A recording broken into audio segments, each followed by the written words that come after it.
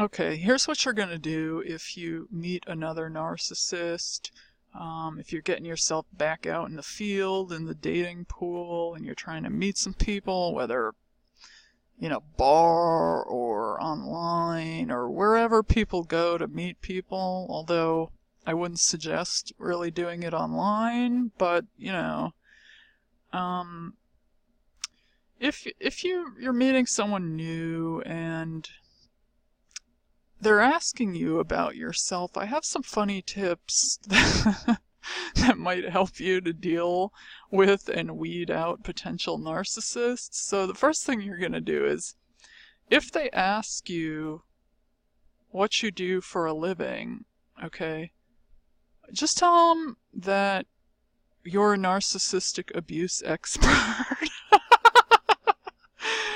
You could even tell them you have a YouTube channel. Even if you don't have a YouTube channel, just tell them you're a narcissistic abuse expert and see what they do. Like, okay, you gotta throw them a few curveballs because, and also, I want to point out, these freakazoids, they like the challenge and they like a thrill. So even if you say you are a narcissistic abuse expert, they're probably, they're crazy enough. They probably will still try to work around it because they like they're always trying to finagle their way around everything, like the slithering snakes that they are. And, they really don't even care. They're on to the next thing. If you say one thing, they're trying to figure out a way around that thing. And if you say another thing, they're trying to figure out a way around that thing. So it's like, but certain things you can say, and they're really not going to be able to get their schemes off. Okay, so if you go like this, if you tell them that you are saving your body until you get married. Like, tell them you're not gonna have sex until just tell them you're not gonna have sex until you get married and see what they do. Just watch their face, because first of all, narcissists, they need to have a baseline for you to go back to of when it was good. Okay, so they have to do the love bombing to give you some kind of baseline coke hit. So they're either going to do that through sex, like, oh my god, the sex was amazing, and just kind of like addict you through that.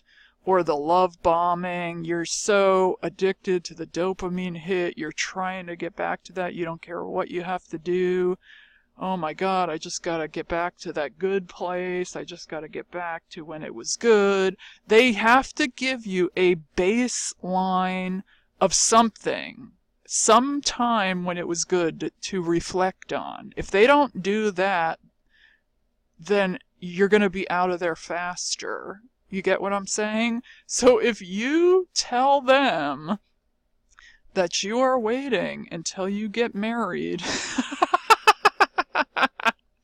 until you have sex, then they're kind of screwed. I mean, what are they going to do?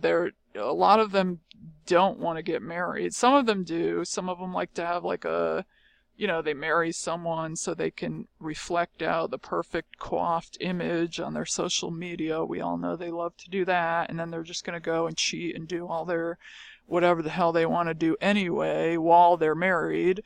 So, and some of them are concerned about marriage because of if they have a lot of money, they're very calculated about, someone could take that money if they get a divorce. They are, they're on point usually with stuff like that. They know what's going on. They're very, cognizant of things.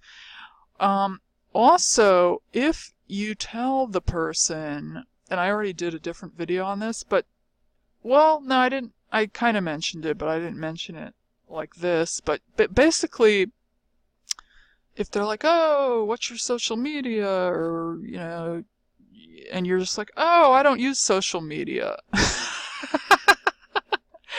Then they have no way of getting all their games and schemes off, because they know they're going to want to, abuse you and post up the new supply on there. And if you're not on there at all, you tell them you never had an account. Oh, I never even signed up for Facebook. Then they can't, you're not a good target. You are not a good target, because they cannot get any of their schemes off. They're not going to care, because they're going to want to, add you on social media, start doing all this crazy stuff and playing all their tricks and trying to see what's up and trying this and trying that and playing around with this. If you're not on there at all, you immediately take yourself out of the game. You are telling them that they are not going to be able to get any of their schemes off. So when you meet a new person, you could try one of those three things or all three of them, just to see who you're dealing with, just to kind of look at just see how they're reacting. Not because you're a narcissist and you're looking for a reaction, because you're trying to get a gauge. Is this a good person? Someone that really likes you will have no problem waiting to marry you until they have sex with you. If they really liked you and they really care about you, they would have no problem whatsoever to wait for you, because you're worth it. So, therefore, you're going to weed out all of the fake trash users right off the bat. So if you can use some of these tips, I'm telling you, you will weed out a lot of terrible devils. You'll weed out a lot of the freaks.